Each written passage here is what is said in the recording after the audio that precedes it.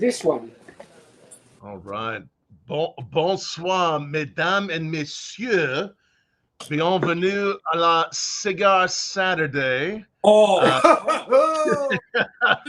Tu parles de français? Je parle français. Je vous présente Maître Perfumier Christophe Laudamiel. Oh!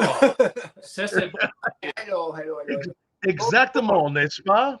Bonsoir. Oui. Bonsoir. See, we're an educational show. Just every time log on today and learn French, right? But, correct. That's correct. I speak French sometimes, and look, we're so lucky for all the rest of you that might have been a year or two since you've had French.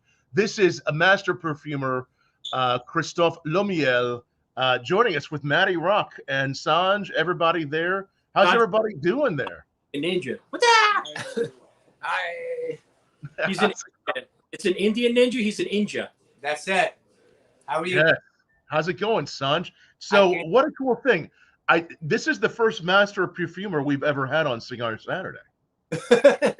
Yeah. We exist. We can touch it. There's not tons of you, are there? Oh, yes, it's true. C'est vrai, monsieur. All right, so what are you guys up to? First of all, we've been gone for a little while, several weeks. I'm so glad to see you, Matty, and Sanj. It's nice to be back. Much love, my brother. We missed you, and I said at one point, I think we were at the two possible furthest positions away on the planet. You were in the UK. I was out in San Francisco, so I'm pretty close with like the two furthest points at once. That's right. We were all over UK. We were in Germany, Prague, several places. I was hosting tastings at the wonderful one and only JW Grosvenor House Hotel in London. Some wonderful bourbon tastings. We had a great time with Karina and her wonderful team there. And we even Annabelle, and you may have seen the photo. I know you did, Matty. We got to greet a member of royalty, the Duchess of Cornwall, Camilla Parker Bowles, stopped by briefly, which was amazing. So a lot of fun stories that came out of that. That was very cool stuff. I ate my journey. I guess the most important thing is I ate copious amounts of Dungeness crab meat. You had some good stuff. I did. That was the best part of my story out there. So lots of Dungeness crab meat was eaten. I probably ate most of the pull for the season. So yeah, anyone who's angry about that, blame me. Nice. And again, for those of you all that we haven't seen for a few weeks, I see Dave saying Merry Christmas to us. Hello to Dave Girton and all the friends watching us wide. Tell us what you've been up to the last few weeks. Maybe what some top whiskey and cigar picks are. You have a special cigar that you're going to be smoking for Christmas Eve or for any time this week? Anything you're going to be lighting up, Matty? I don't know. I have to think about it. I got to go through my my cache full of stuff, see what's in there that we could pull out and smoke, and then if I have enough time within the few days, we'll ship whatever mystery stick that'll be out to you to smoke. Oh, thanks. Right now, Christophe and I are smoking the industry killer, so I'm pumping Maduro. Christophe has the Habano. How do you like it, Christophe? It's very nice. It's very, I love it's very woody in the front, and then in the back it's very gentle actually. So it's like a reverse. Yeah, usually it's the contrary. So I'm still, and I'm very new at cigars. So I smoke the shisha much more. So it's also a different gymnastic. So sometimes you might hear me cough. It's because I smoke the shisha away. But I love the world of smells you have with that.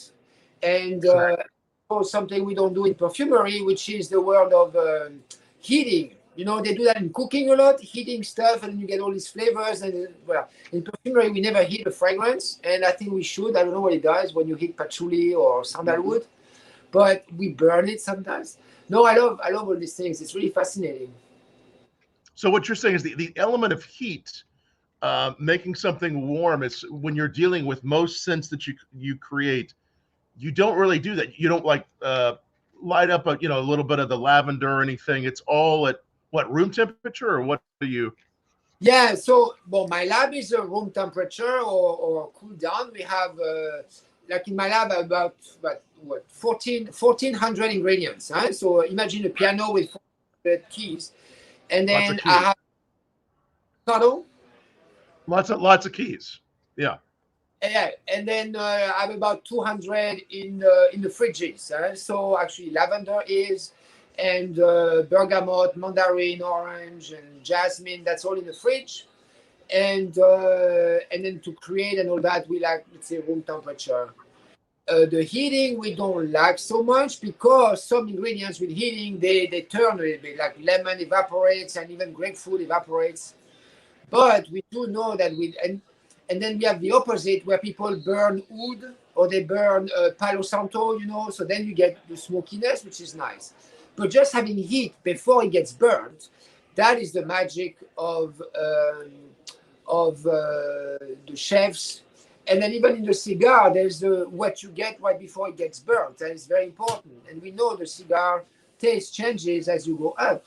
So it means this moment right before it gets burned is very important. And so when you suck, you try to get that.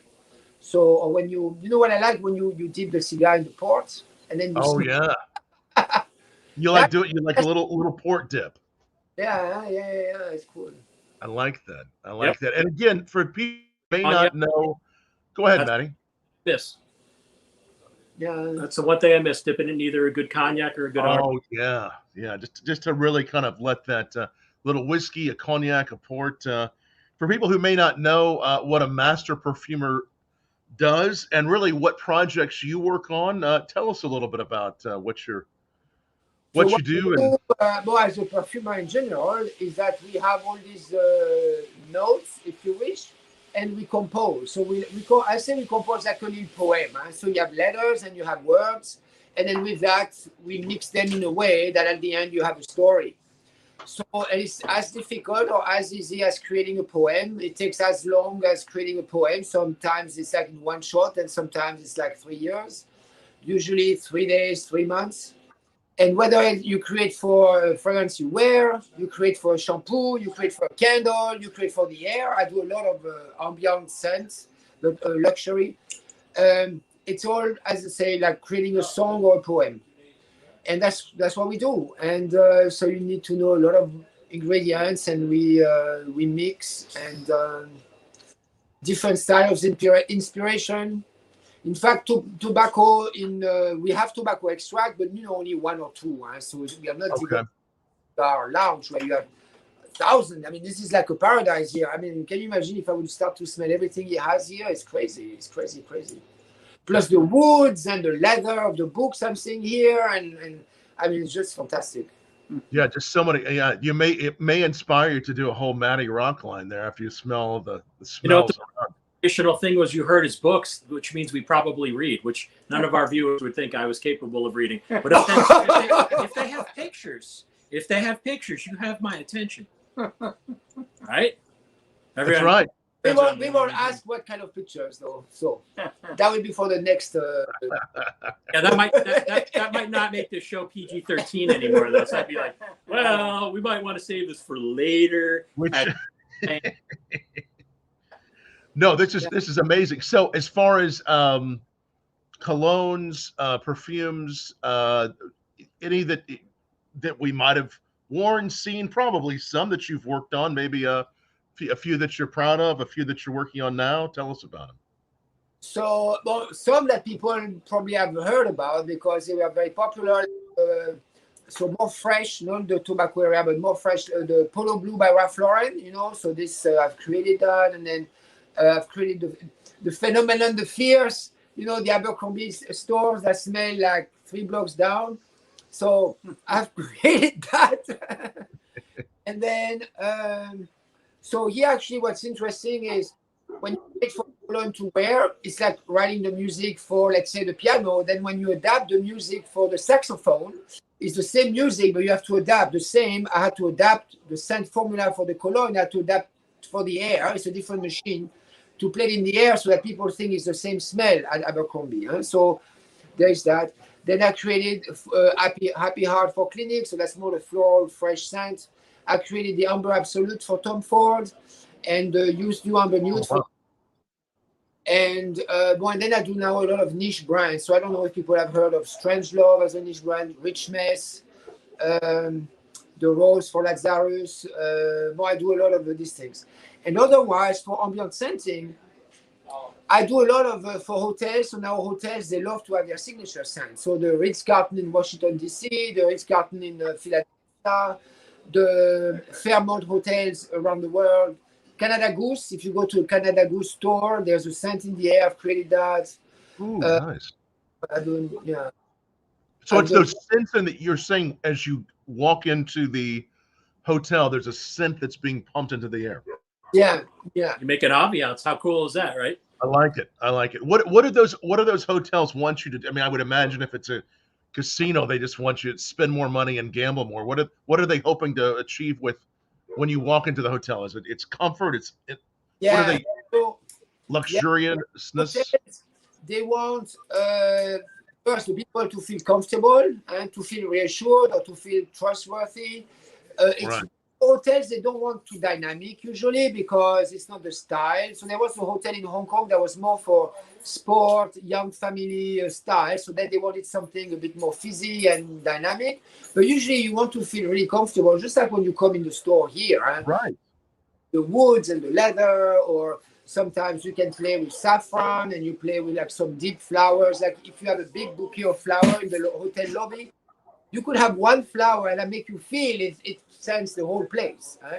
Right.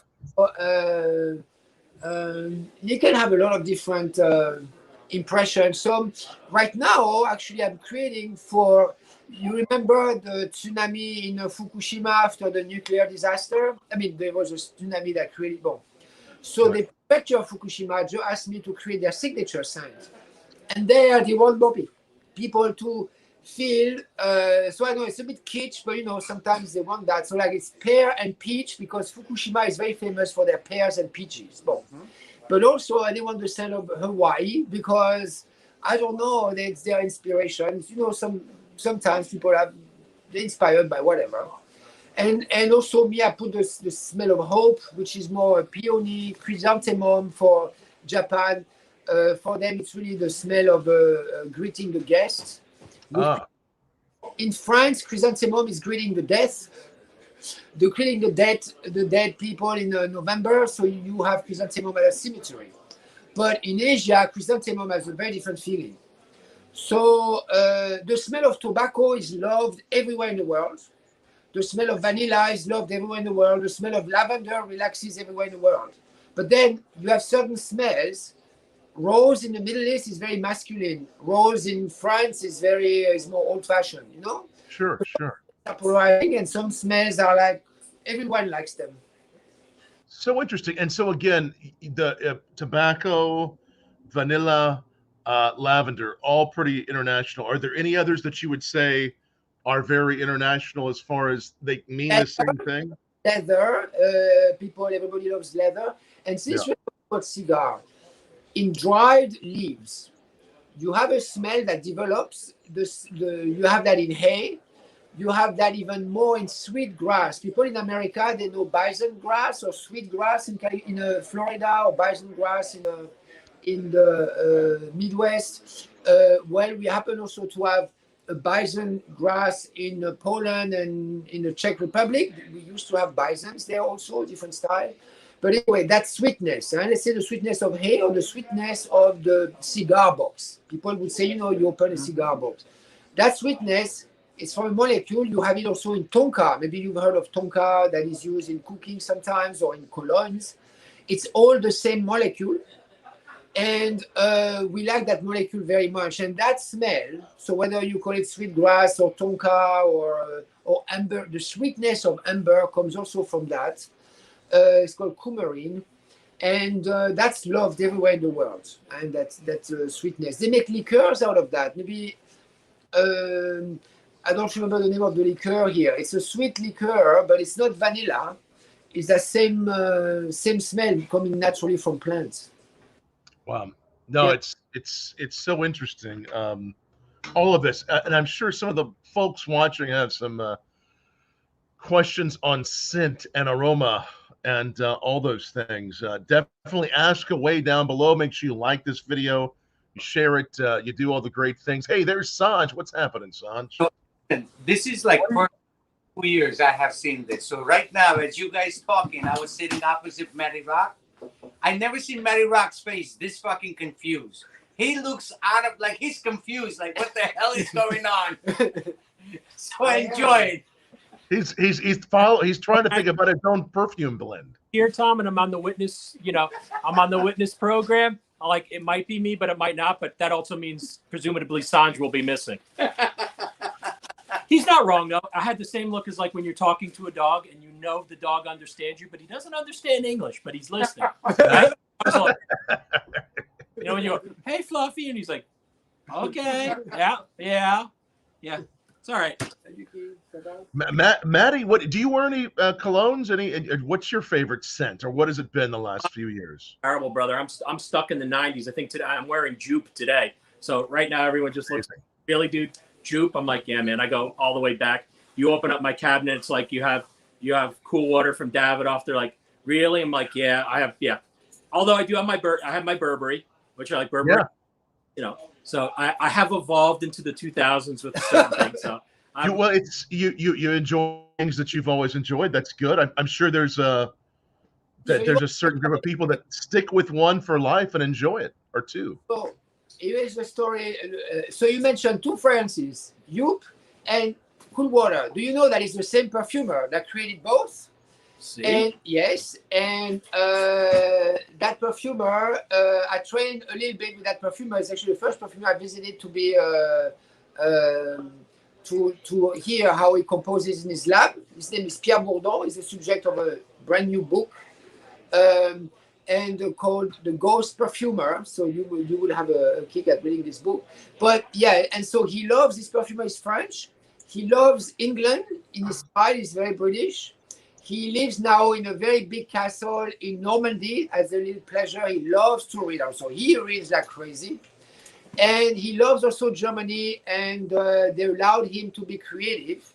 And so that's how came Jupe. And Jupe has actually a lot of these sweet tobacco notes and sweet vanilla in the back, but then the rest is different.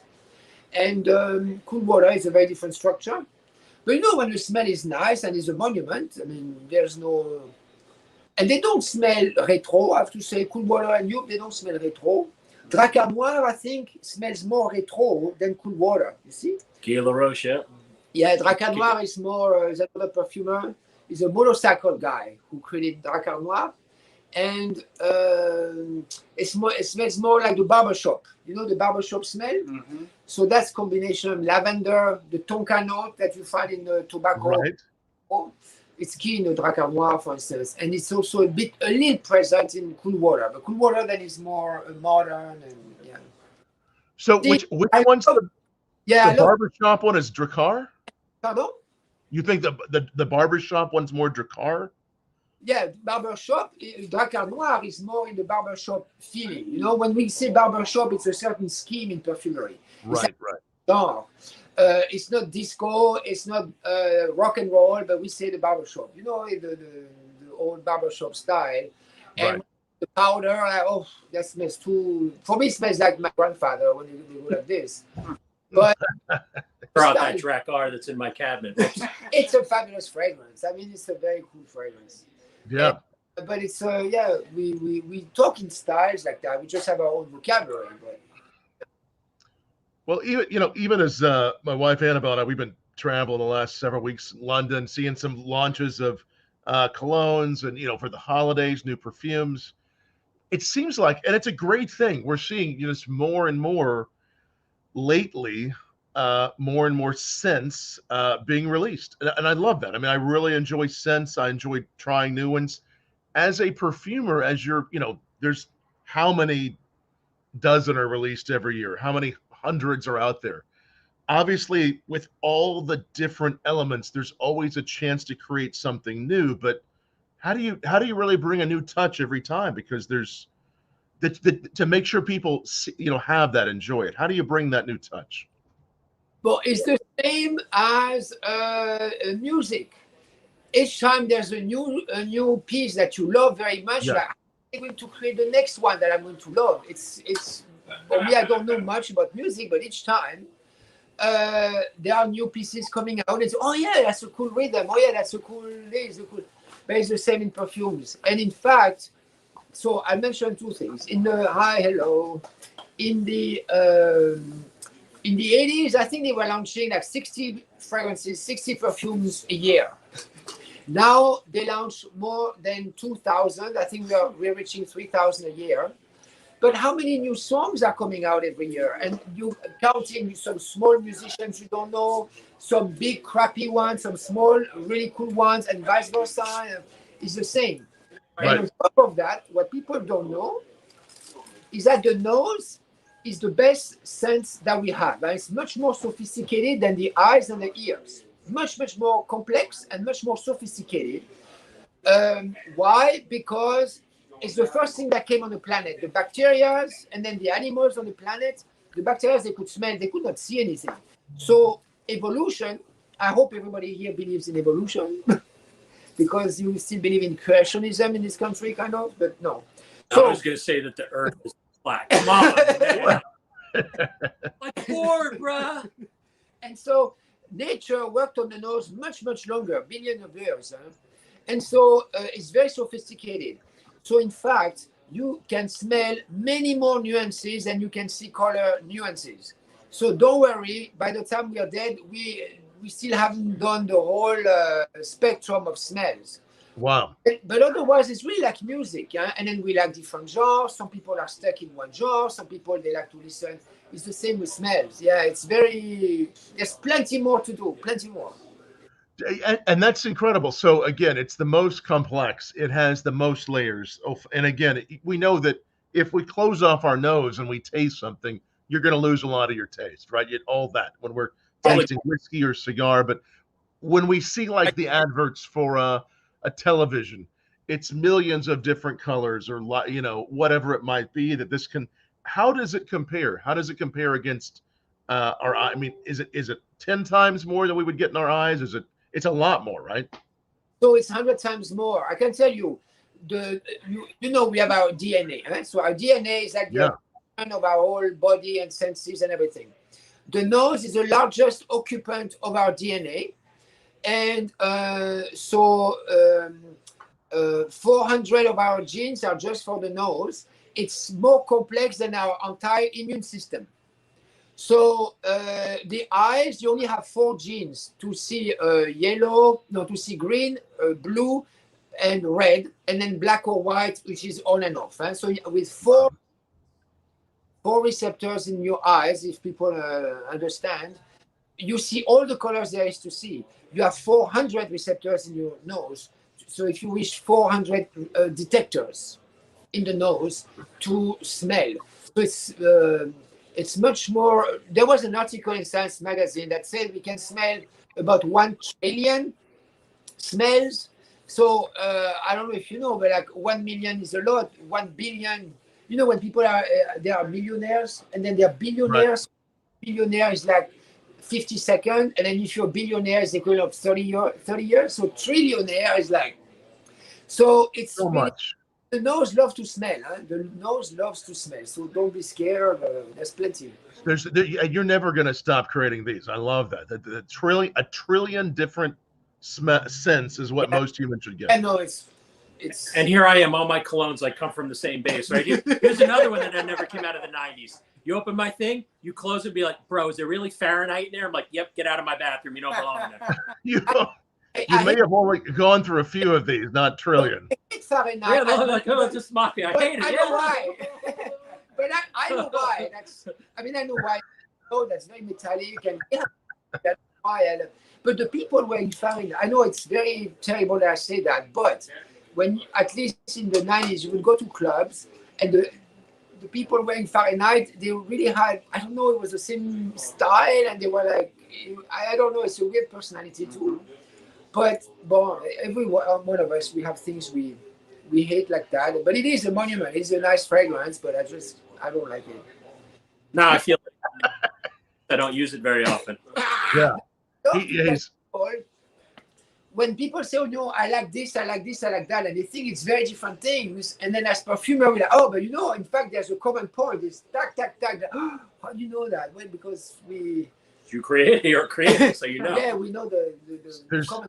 So there's so many. That's why there can be so many different expressions, and people can continue to buy and line their cabinet with new ones for different occasions. This is very cool. Again, any questions about perfumes, colognes, ask them down below. It's Bourbon Blog Live. We're so glad to be back with you here as we get closer to Christmas. We're celebrating the holidays. Any top, I guess we should ask Christophe, as far as, if you're wanting to buy a new cologne or perfume for your partner, your loved ones, your boyfriend, girlfriend, how would you select one for them to surprise them with? What would be your suggestion? I'm not very good at. Some people are very good, like private counselors for shopping. Right. Good at that. However, when they say what they like, then I see kind of the pattern that is underneath, and sometimes I say, well, you should try this because it's the same ring, but it's the next generation or the next or another. It would explore the things, but it remains in the same vein. But the other thing I always mention is that I think it's not clever. As someone from the industry, I should not say that because giftability is very big in the industry. Everybody wants to offer a cologne, but actually the wrong thing to do because people are much more peculiar about what they wear and what they like. Because if there's in your smell, there are many different ingredients and many different facets. And if there is one you really don't like, I think if there's a pair of jeans, you don't really like the color, or let's say a shirt. You don't really like the color, but you have more flexibility. You be like, it's really not my color, but you would wear it anyway. Or if it's not exactly the right red or the right brown, there's more flexibility. If there's something in the scent you don't like, you won't wear it. And so a lot of bottles that are offered, they end up on the bathroom shelf, Yeah. And dusty, and then that's it. So in fact, if you offer, what people should do more is exchange the colognes. Because, you have to buy it, it's expensive, you don't know, or you wear it once, but no, it's not for me. I thought in the store it smelled good, but then no. So first try is better. Or if you buy blind, which is fine, then don't hesitate exchanging with your friends because it's normal that some things you won't wear. And I think it would be more efficient also if you would do this. So it's more what I would say, and then try on the skin and then walk around, and then come back. If you like it, then come back and smell it. It's dangerous to try in the store. It smells like a soup anyway, and you don't really realize how it is. Yeah. Or ask the friends that you trust in smelling. I think it's like in wine or in whiskey. You have always the 2 or 3 friends. From what they say, you can tell probably you will like it or you won't like it. It's the same in perfumery. You identify the 2 or 3 people that are on the same level, on the same planet as you, and you can trust those. But it's not many. A lot of just sales talk. And human physiology plays in it because everybody has a different pH and their skin pheromones. You hear people talk, right. And I don't know how much truth there is to it. Okay, so it's fabulous you said pH because listen to that one. The pH of the skin. Sure, Sanj leaves now and I say something smart. Yeah, you leave when I say something smart. Run a pH, but I was smart. Yes. Now what you have to know is the pH is the same for the skin by everybody. It's one of those, the body temperature is like 36, 37, it's 90 something. Yeah, 90.7. Yeah. So plus or minus 1 degree, but it's the same by everybody. The color of the blood is the same by everybody. Well, the pH of the skin is the same by everybody. It's one of those constants in the body. So in fact, when they say the pH, no, that's a brand that's trying to sell you something. But I would say, and the fragrance is quite robust, but it's a hard one. A fragrance, it doesn't turn on someone. Now you have to know that the look. So if you wear a fragrance and because you wear red, I'm going to see certain facet in the fragrance. Whereas if you would wear a leather jacket that day, I'm going to see another facet in the fragrance. So that's much more freaky.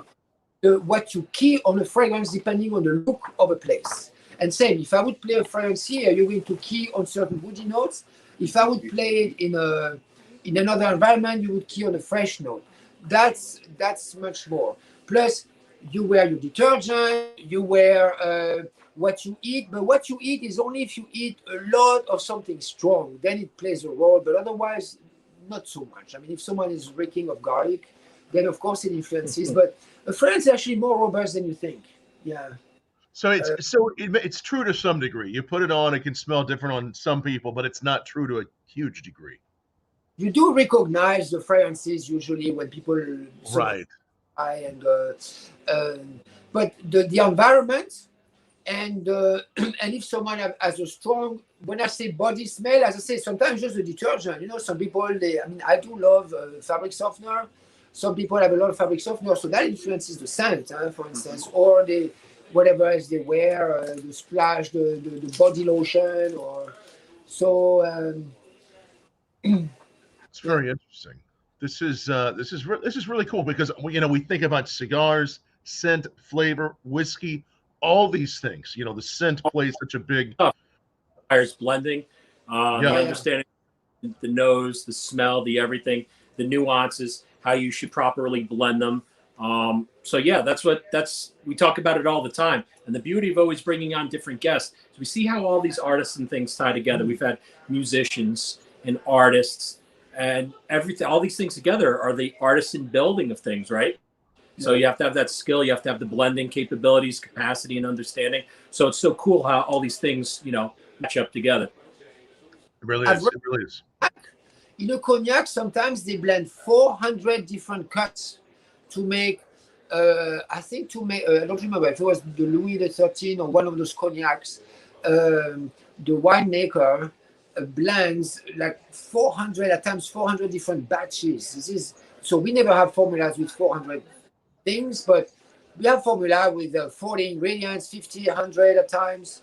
But it is like that. Some is logic and some is like a painting. So that would be a nice thing, like a painting. Sometimes logic and sometimes it's just practice. No, it's fascinating. And I like when those words come together because for me, I'm fascinated by the cigar thing because you have so many and each time it's a different trip.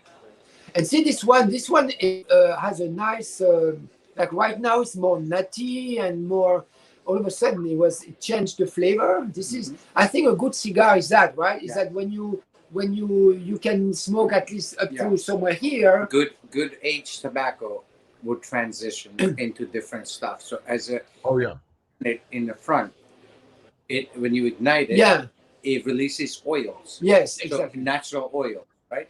So as you burn those oils, it's also developing the flavor. Exactly. So a very aged tobacco, it would always transition. So there are some cigars, if the tobacco is not aged, it's one dimensional. Then it's one dimensional. And then at the end you get only the smoky sweet style because there's no. So this is old tobacco. So when you have an old tobacco, it ages. So all the ammonia, everything's evaporated. So now you just have a fresh. If you come, when we actually came back, I told you to Jesse, I says, at the aging room where we have our tobacco sitting, Christophe's room is by the size of this shop, and you open it, the smell, the sweetness of tobacco, it's like real oud. I have smelled the real oud from the tree. Right? Nice. It's just unbelievable. I'm sure. And the smell, scent, and it's so clean, so fresh. It's nothing you ever smell. Where is that room? Well, that room is in Dominican Republic, so I'm going in March. So if you want to come, you come with us. I'm going to the factory in March. Oh, really? I would love to do this because I'm this smell.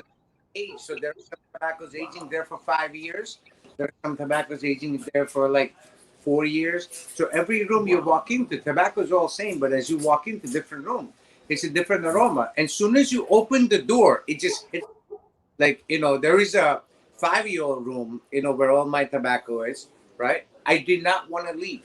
I says, let's just stay here. 5 years, that's long. This is cool. And you get to smell and the complexity, like when we're talking aged tobaccos, because I've done about, I haven't done what Sanj has done, but 15 or 16 safaris going down to Nicaragua and doing the tours. It's amazing when you go in these rooms, the different complexity of all these tobaccos. So people who really don't know, say again, perfumes and bourbons, the complexity and the different levels and the different layers. So people who don't know, it's such an eye opener when you go in there and you smell all these things. It knocks you out. So Tom, this 5-year room where we had our tobacco aging, right? So it reminded me, one of my all-time favorite fragrance was made. It was inexpensive, but at that time was expensive. Today it's by nothing. And to this day, I cannot understand why they stopped it. It was made by Calvin Klein. It was called Fig Tree. It was a house spray. And that spray was one of my favorite smell. Even to this day, I see it on anywhere I see it, someone selling it, I buy it. It was $26 a bottle then, and I know in early 80s when they were going out, I bought every single bottle. It looked like a water bottle, that was water bottle, and you spray it in the room. It was a room freshener, but it was called Fig Tree. It was one of my favorite fragrances, and that fragrance takes me back right into that room. But just the room is probably 100 times more amplified. Wow. So it was amazing. It just makes how tobacco, has a lot to do with a lot of things, Oh yeah, and those scents can really take us back. Old Spice. I'm just saying. That's it. That's all right. He's rocking the Old Spice right now. Yep. Subtle smells of Old Spice. By Calvin Klein, I didn't know they did room spray by Calvin Klein. I need to look for. I can send it to analysis, then we can see what's in there. But it is funny that, right? Because just like cigars or just like alcohol, there were inexpensive scents that you'll laugh at me that I liked when I was younger. One of them was Fathom. I think you could pick up Fathom for $12. It had very crisp, and you'll laugh, and you can tell how your mind works differently when you're young. I love the smell of Coast soap when I was a kid. That oceany, sweet bouquet to it. So I had Fathom. Another one was Aspen, and Aspen had little bits of woodsy smells to it and citrus. And I think it was $9 a bottle, and I'm 85% sure that you could take off bird poo off a car paint with it, just by splashing a little on. I loved it, and you smell it. I was like, all right. And so just like we talk about everything else, it's not necessarily. I mean, obviously, certain things cost more than others. I mean, there's, especially in what you do, because some of the things that you get are, absolutely precious if you could even find them. But, some, just like, again, with liquors, tobaccos, colognes, and perfumes, it's funny. It is. And it's interesting. One of the things I've seen is more and more perfumeries, brands releasing the parfum versus the eau de toilette. I mean, the parfum stronger, a little bit more expensive. I'm seeing more release those these days, whereas maybe just a few released them, 10 years ago. Talk about that a little bit. So, usually, I would say the past 10 years, we've seen a big boom, what we call the niche perfumery, which would be more like imagine maybe when was it, like 20 years ago when there was the boom and you started to see the chefs in the kitchen, and so then you have more restaurants where they and now it keeps on developing. But that's why we are in perfumery that has well started. We have also perfumers that are not coming. I would say now probably half the perfumers on the planet are not coming from the traditional perfumery training. And so they bring with them also ingredients that they've found in their travel. They launch small brands. So some ingredients you cannot launch in a big brand because there's not enough in the world.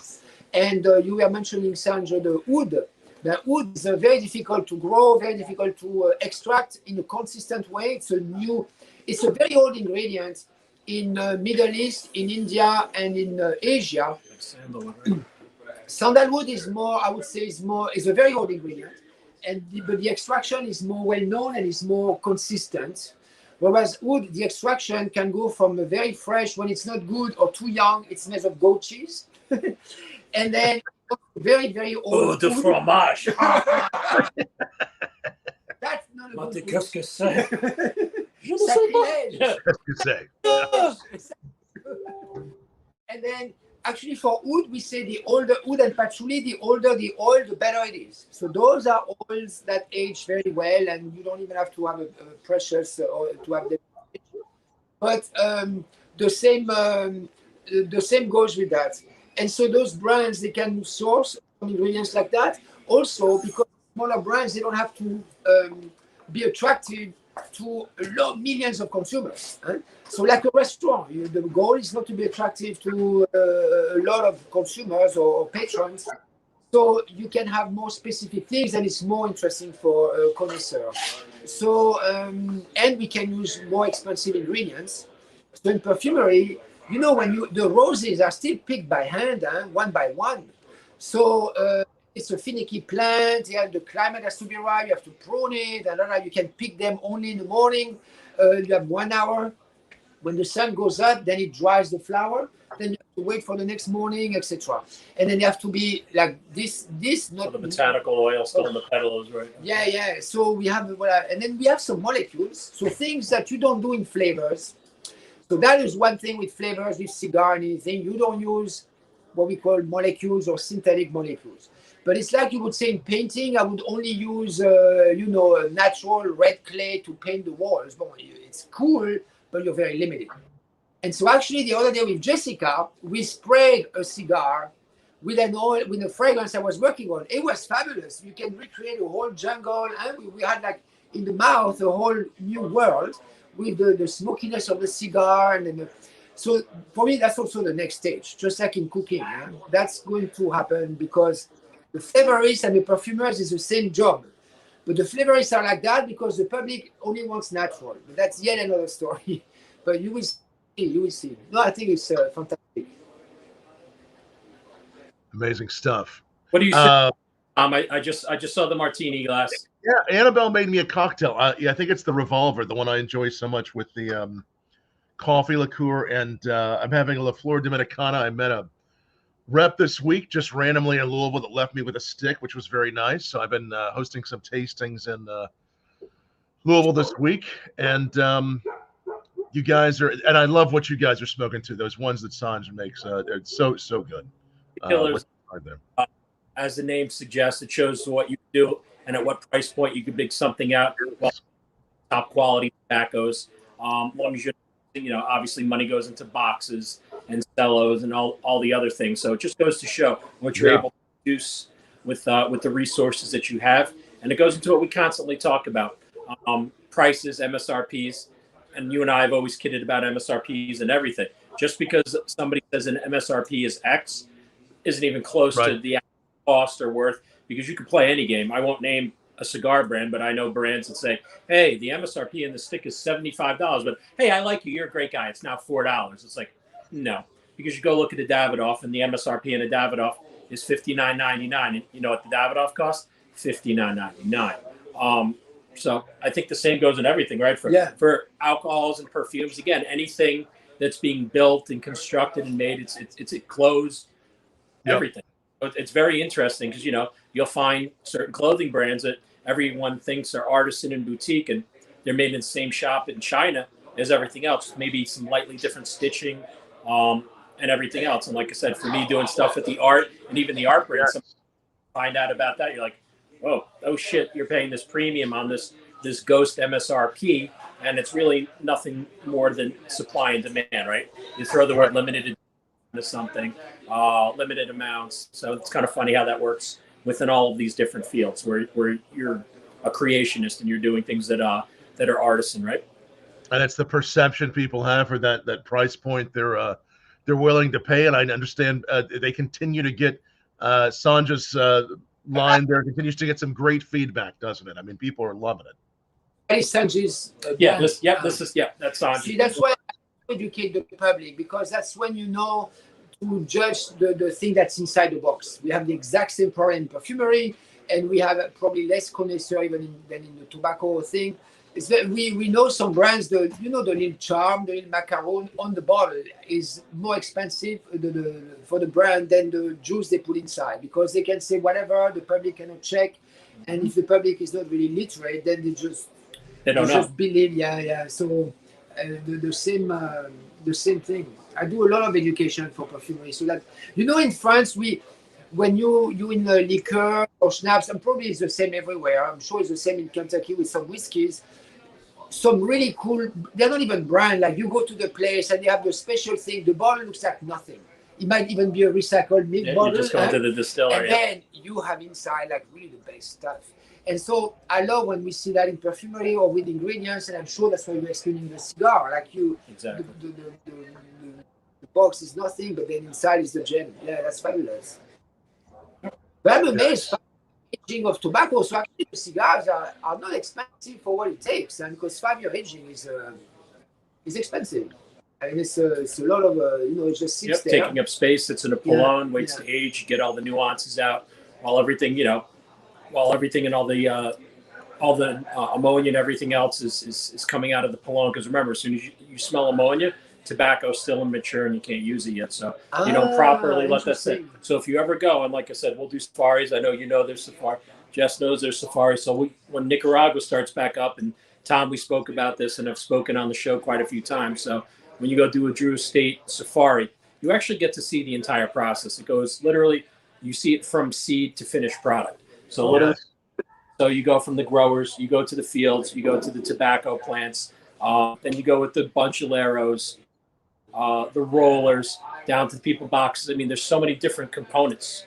And like I said, the nuances of stuff in the Polones. What temperature is it? Is it 108 degrees today? Is it 106? What's the humidity? And like I said, that's why every cigar, just like a fine wine or just like even a perfume, it's never going to be 100% the same, because anything that has those natural attributes to it are going to change over time. You can go to a vineyard and the 98 can have, win 2 gold coins in the San Francisco Festival.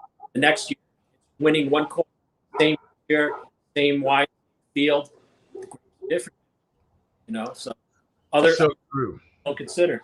There's so many variables there, and one of the things we think about with tobacco, whether it's the pipe or the cigars or whatever it might be, any cigarettes, anything you're smelling, people are smoking. There's some people that say, "Hey, I love the aroma of that, but I actually don't like smoking it." And again, usually with food, if you like the aroma, you're probably gonna like to eat it, etc. With regard to the olfactory with tobacco, let's dive into why is that? About the difference between the aroma and then tasting it. So this you see when you work with flavorists or with aromas, when you smell from outside directly in the nose, you have a certain perception. And so the perfumers, that's what we work on, so that when you smell from the outside into the nose, that it smells, let's say, correct or nice. The flavorists, they look more, once you put in the mouth, it's heated a little bit, and you smell from the back of the nose. It comes into the nose. It's the same cells here. The cells that are attacked by COVID. So these are the smell cells. It's the same smells to taste the banana yogurt or the cigar or whether it's your perfume. It's all here for the smell, the taste. And in the mouth is only sweet, sour, bitter, and voilà.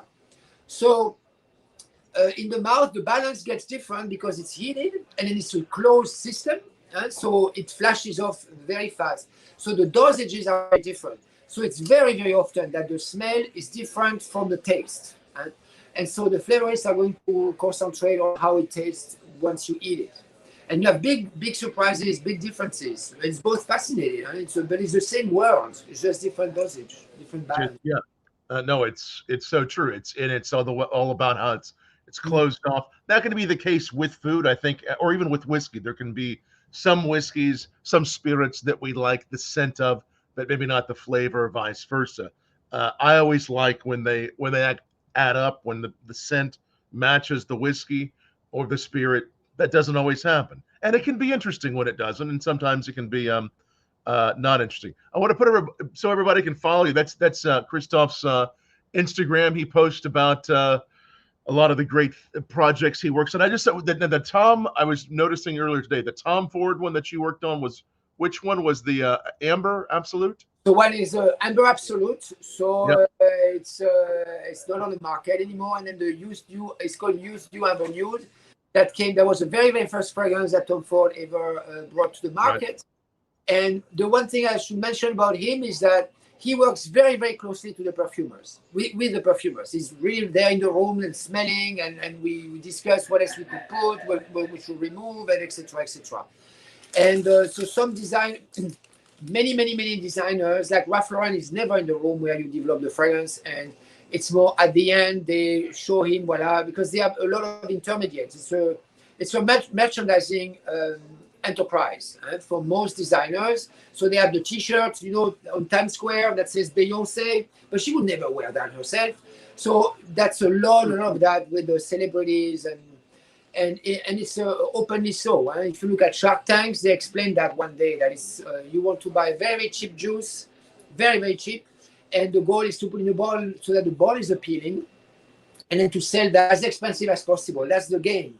And so that's why now with the niche brands and a few brands, most brands don't have a perfumer inside. So imagine most perfumes you buy on the market, there's no chef in the house. So you know, if you go to a restaurant and there is no chef there, you know those restaurants are usually not the best food, and it's a certain marketing, and from McDonald's to chains. Whereas and sometimes it's cool, you know, you like a cheap taco and it's kitsch, but it's still nice. But the public usually makes better difference between their tacos than they make between their perfumes. Voilà. So also we are much more now open to know that if you buy this brand, there is a perfumer inside, and so it means it's going to be a different quality, we hope, and so that's what is happening. Yeah, the experientials also at a higher level because there's somebody in house, and right, we talk experiential and everything. So once you have that, you're kind of raising the level and raising the game and what you're doing. So those safaris are actually tobacco safaris, like cigars. Oh, I didn't know. I need to do one. So I guess next up is a safari. Oh, I love that. So in Nicaragua, we have the safaris, and then obviously dependent on what our good friend Mr. COVID chooses to do for next year, we would love to bring back all the barn smokers for next year. And again, cool. That's done here in the States. So there's one that's done in Connecticut. There's one that's done in Pennsylvania. There's one that's done in Tom's backyard in Hopkinsville. And then there's one that's in Orlando. And the final one is done right outside New Orleans in one of the southern parishes. And again, the cool thing with that, you see each place has their own tobacco. So you're up in Connecticut, River Valley. You're down in Pennsylvania. It's down the basin there. When you're out in Kentucky, this is where we spoke about the Kentucky fire-cured cigars. You have that fire-cured tobacco, which again is done in very specific places in the United States. There's not many places. Tom, you've smoked it before, and if you have a Christophe, I'll make sure you get some. It's a very, very specific taste. Once you have it, you know it. It doesn't necessarily taste like anything. And then when you go down to Southern Parish outside of New Orleans, you know they're very well known for pipe tobaccos because you have that sweet tobacco. Sandra agrees, almost like a syrupy kind of tobacco. So that natural sweetness. Tom, you and I have smoked some of the La Routans before, and the La Routans, everyone goes, oh, they're sweet. They're sugar and they're sweet. I said, no, sweet cap, everything else is natural. Right. That's all the natural tobacco. So it's tobacco from 6 or 7 parishes down there that they would usually use for pipe tobacco. But, you know, that's the whole La Routan brand is built around those pipe tobaccos. So why would it be different for pipes versus a cigar? Because pipe smokers, number one, you have to, when you light your tobacco in it, if you've ever watched, there's a bit of tedium to it to keep it lit and everything else. So the way the tobacco is cured and cut up is a little bit different. Sandra will even tell you, Sandra's been doing this for 3 decades. Keeping it lit in a pipe, it's a love because you're constantly doing the tap. You're constantly doing it. It's a love. People who are really into it will spend thousands of dollars on meerschaum pipes and everything. And they'll only use certain pipes for certain tobaccos. So if you're smoking a blonde or a citrus, you're not going to do like a Fifth Avenue or something else. It's darker, more robust tobacco. So it's a whole kind of different thing that you do with it. And like I said, more of it's aromatic. So a lot of people for cigars, like I said, there's few brands. A lot of people that use the word being a purist in tobacco, they want to keep it, old school, and they don't want those nuances in their smoke. They're looking for the regular, But they have the same in wine, like everybody, not everybody, but the people that always want the dry Riesling that me, I don't like because it's not enough taste, not enough stuff happening, in fact. And so it's more, I don't know. When you're not so connoisseur, you want this. I don't know. Yeah, I just was watching there was an ad here. I see. Oh wow, that's really cool. So yeah, I need to do one of the strips or 2 or 3, especially around here. So why is the Connecticut wrapper? Why is there this thing? What's special about it, or what's? So I get Sanj has far more knowledge than even I in that. So I think the Connecticut is lighter, sweeter, milder, but the nuances have a little bit of acidity to it, right, and citruses. When you do like a Maduro wrapper, it's darker and richer. I'm smoking the Maduro here. You're going to get that natural sweetness, a little bit more body. You're smoking Habano. So typically, and this is the beauty of Sanja's cigar, when you smoke a Habano, usually the first couple of puffs in it are incredibly rich, incredibly robust, and a slight bit of bitterness on it. That's usually the natural profile of Habano. But when you have it aged for as long as you do, young Habano will do that. So now when you have something that's been aged, like Sanja stuff, you get, and I hate using, we've had this conversation too. I hate using fruits and stuff that you taste, but you taste those hints of raisins. Right. You tasted a hint of raisin in there. You tasted the natural sweetness in there. You can actually taste hints of leather. Each one of those tobaccos, and it's funny because not just the tobacco itself, it's origin. So a long time ago, Tom had actually asked about Cameroon wrapper, and I laughed because to me, only Cameroon is Cameroon wrapper. So if you smoke real Cameroon wrapper from Cameroon, it's nutty, it's sweet, it blasts full of flavor, but the most different. I have some old stuff to give you that has that very dark chocolatey, dark cocoa, and you get that velvet. Like I said, that nuttiness really comes out. Now, other countries of origin, not to say that it's not good tobacco, it just simply doesn't have those intrinsic qualifications and classifications to them anymore. It's just different. Just like people who know, if you put 2 cigars together, unbanded, and say, Sanj, which one is Ecuadorian Connecticut and Connecticut, Sanj probably won't even have to pick it up. We'll know by either looking at it or just doing a dry pull. And they're also different because of the soils, just like everything else. Just like when you're doing wines, like you can have something come from Australia. That's why, for their wine, they'll have a Malbec or a Syrah or something else. And, you go, look, also, you go here. in a cigar, the placement of tobacco, when you bunch it, placement of tobacco. So we could take same exact cigar that Christophe's smoking, right? We could cut it open, remove one leaf, and displace it or misplace, replace it differently and wrap it with everything same. That cigar is going to taste completely different. Yeah, and it'll smoke differently. Because where is that and the way amount of heat and stuff. So, I mean, it's anything else, right? It's a lot of science, and it's just trial and error. Like this cigar took us almost 2.5 years to come up with a complete brand. Right. Amazing. Yep. Do you have different species of plant also of tobacco? Or yeah, so region changes. Then the level of tobacco plant itself changes all that. So thickness of the tobacco, right? So top is a thinner tobacco, medium thickness, thicker tobacco. So all that changes. The thickness of the leaf. Yeah, the thickness of the leaf. Yep. Right. So that would change it, right? Also, how tobacco ages, right? So if you take 10 different roses and you age them in a different room, they're all going to smell 10 different ways. Yeah. Because the environment is inside whatever they kept is going to absorb that. Yeah. So it has to be extremely, extremely careful how you age stuff. Yeah. So it never gets contaminated. So if you come to our aging room or curing room, we make sure that you do not have a cologne, perfume, any kind of scent on you, and then we let you come in. And you get shot if you smoke in there. Because then, we have the same. The contamination. Yeah.